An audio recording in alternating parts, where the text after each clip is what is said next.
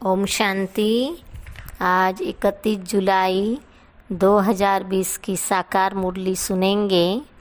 मीठे बच्चे, यह वंडरफुल पाठशाला है जिसमें तुम पढ़ने वाली आत्मा भी देखने में नहीं आती तो पढ़ाने वाला भी दिखाई नहीं देता। यह है नई बात। प्रश्न, इस पाठशाला में तुम्हें मुख्य शिक्षा कौन सी मिलती है जो और कोई पाठशाला में नहीं दी जाती? उत्तर, यहाँ बाप अपने बच्चों को शिक्षा देते। बच्चे अपनी कर्मेंद्रियों को वश में रखना, कभी भी किसी बहन पर बुरी दृष्टि ना हो। तुम आत्मा रूप में भाई भाई हो और प्रजापिता ब्रह्मा के बच्चे बहन भाई हो। तुम्हें बुरे ख्यालात कभी नहीं आने चाहिए। ऐसी शिक्षा इस यूनिवर्सिटी के सिवाय कहीं भी नहीं दी जाती। गीत दूर देश का रहने वाला। ओम शांति। न दूर देश की रहने वाली आत्मा देखने में आती, न दूर देश में रहने वाला परमात्मा देखने में आता। एक ही परमात्मा और आत्मा हैं जो इन आँखों से देखने में नहीं आते हैं और सब चीज़ें देखने में आती हैं। यह समझने में आता है कि हम आत्मा हैं। यह मनुष्य समझते हैं कि आत्मा अलग, शरीर अलग है। आत्मा दूर देश से आकर शरीर में प्रवेश करती है। तुम हर एक बात को अच्छी रीति समझ रहे हो। हम आत्मा कैसे दूर देश से आती है। आत्मा भी देखने में नहीं आती, पढ़ाने वाला बाप परमात्मा भी देखने में नहीं आता। ऐसे तो कभी कोई सत्संग अथवा शास्त्रों में सुना नहीं, ना कभी सुना ना कभी देखा। अभी तुम जानते हो हम आत्मा देखने में नहीं आती, आत्मा को ही पढ़ना है। आत्मा ही सब कुछ करती है ना। यह नई बात है ना जो और कोई समझा न सके। परमपिता परमात्मा जो ज्ञान का सागर है वह भी देखने में नहीं आता। निराकार पढ़ाए कैसे? आत्मा भी शरीर में आती है ना। वैसे परमपिता परमात्मा भी भाग्यशाली रथ अथवा भागीरथ में आते हैं।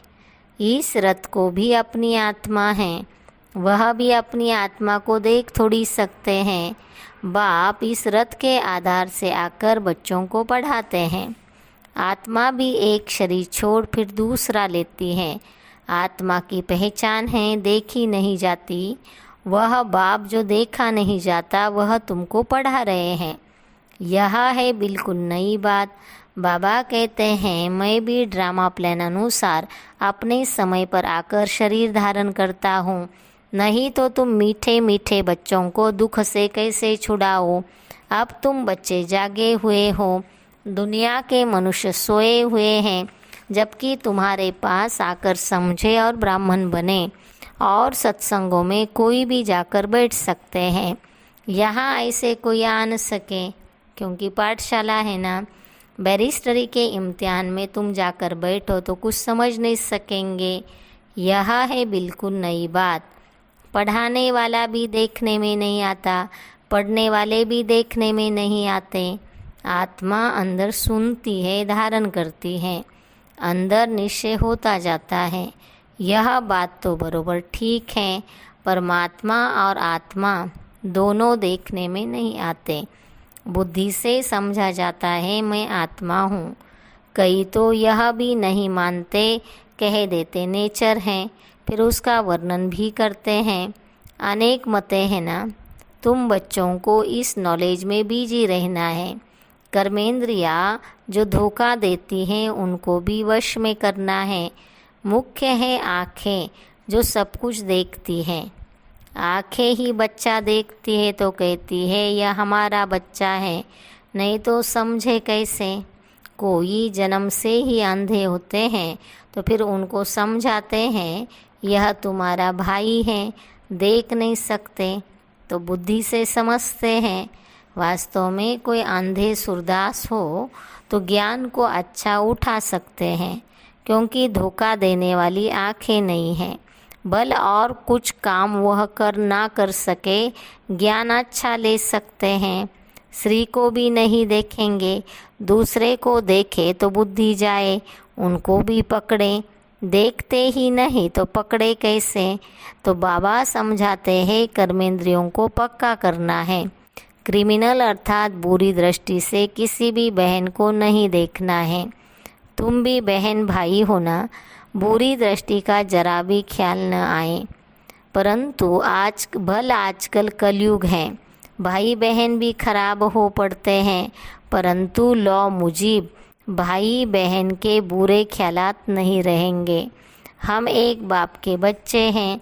बाबा डायरेक्शन देते हैं, तुम ब्रह्मा कुमार कुमारियाँ हो, तो यह ज्ञान पक्का हो जाना चाहिए कि हम भाई बहन हैं। हम आत्माएं भगवान के बच्चे भाई भाई हैं। फिर शरीर में प्रजापिता ब्रह्मा द्वारा भाई बहन बनते, क्योंकि एडॉप्ट होते हैं ना। बुरी दृष्टि जान सके तो यह पक्का पक्का समझो, हम आत्मा हैं। बाबा हमको पढ़ाते हैं, हम आत्मा पढ़ते हैं इस शरीर से। यह अर्गन्स हैं, हम आत्मा इनसे अलग हैं। इन कर्मेंद्रियों से हम कर्म करता हूँ। मैं कर्मेंद्रिया थोड़ी हूँ, मैं इनसे न्यारी आत्मा हूँ। यह शरीर लेकर पार्ट बजाता हूँ, सो भी अलौकिक। और कोई मनुष्य यह पार्ट नहीं बजाते, तुम बजाते हो।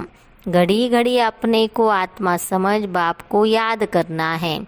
फिर वही हमारा टीचर भी है, गुरु भी है। वह साकार बाप टीचर गुरु अलग अलग होते हैं। यह निराकारी एक ही बाप टीचर गुरु हैं। यहाँ बच्चों को अब नई शिक्षा मिल रही है। बाप टीचर गुरु तीनों निराकारी हैं। हम भी निराकार आत्मा पढ़ती है, तब तो समझा जाए आत्मा परमात्मा अलग रहे बहुकाल। मिलना यहाँ होता है, जबकि बाप को आकर पावन बनाना होता है। मूल वतन में आत्माएं जाकर मिलेगी। वह तो कोई खेल नहीं, वह तो है अपना घर। वह सब आत्माएं रहती हैं। अंत में सब आत्माएं वहाँ चली जाएगी। आत्माएं जो पाठ बजाने आती हैं, वह बीच से वापस जा नहीं सकती। अंत तक पाठ बजाना है, पुनर्जन्म लेते रहना है, ताकि सब आ जाए। सतो प्रधान से सतो रजोतमो में आ जाए। फिर पिछाड़ी में नाटक पूरा होता है, तो तमो प्रधान से सतो प्रधान बनना है। बाप सब बातें तो ठीक समझाते हैं ना। ज्ञान मार्ग है ही सत्य। सत्यम शिवम सुंदरम कहा जाता है ना।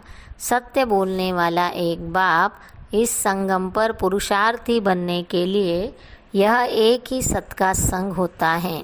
बाप जब आते हैं, बच्चों से मिलते हैं, तब उसको ही सत्संग कहा जाता है। बाकी सब है कुसंग। गाया जाता सत का संग तारे, कुसंग बोरे। कुसंग है रावण का। बाप कहते मैं तुमको पार ले जाता हूँ, फिर तुमको डुबोता कौन है, तमो प्रधान कैसे बन जाते हो, वह भी बताना पड़ता है। सामने दुश्मन है माया, शिव बाबा है मित्र। उनको कहा जाता पतियों का पति। यह महिमा कोई रावण की नहीं, सिर्फ कहेंगे रावण है बस, और कुछ नहीं। रावण को क्यों जलाते हैं, वहाँ भी तुम बहुत सर्विस कर सकते हो। कोई भी मनुष्य मात्र नहीं जानते कि रावण कौन है, कब आता है, क्यों जलाते हैं। ब्लाइंड फेथ है ना। तुम बच्चों को समझाने की अथॉरिटी है। वह शास्त्र अथॉरिटी से सुनाते हैं ना। सुनने वाले बड़े मस्त होते हैं, पैसे देते रहते हैं। संस्कृत सिखाओ, गीता सिखाओ, इसके लिए भी बहुत पैसे देते हैं। बाप समझाते बच्चे तुम कितना waste of time, waste of money करते हो। तुम्हारे पास जो इस ब्राह्मण कुल के होंगे वह आते रहेंगे, इसलिए तुम प्रदर्शनी आदि करते हो। यहाँ का फूल होगा तो जरूर आएगा। यह झाड़ बढ़ता जाता है। बाप ने बीज लगाया है एक ब्रह्मा, उनसे फिर ब्राह्मण कुल होता। एक से बढ़ते गए, पहले घर वाले, फिर मित्र संबंधी, आसपास वाले आने लगे। फिर सुनते सुनते कितने आ जाते हैं। समझते यह भी सत्संग है, परंतु इसमें है पवित्रता की मेहनत। जिसमें ही हंगामा हुआ, अभी भी होते रहते हैं, इसलिए गालियाँ देते हैं। कहते हैं भगाते थे, पटरानी बनाते थे। पटरानी तो स्वर्ग में बनेगी ना, जरूर यहाँ पवित्र बनाया होगा। तुम सबको सुनाते हो, यह महाराजा महारानी बनने के लिए नॉलेज है। नर से नारायण बनने की सच्ची सच्ची कथा तुम सच्चे भगवान से सुनते हो। इन लक्ष्मी नारायण को कोई भगवान भगवती कह नहीं सकते, परंतु पुजारी लोग नारायण के चित्र को इतना नहीं मानते जितना कृष्ण को। कृष्ण के चित्र को बहुत खरीद करते हैं। कृष्ण का इतना मान क्यों है? क्योंकि छोटा बच्चा है ना। महात्मा से भी बच्चों को ऊंच रखते हैं, क्योंकि महात्माएं तो घर बार आदि सब बनाकर फिर छोड़ते हैं। कोई बाल ब्रह्मचारी होते हैं, परंतु उनको मालूम है काम क्रोध क्यों होते हैं।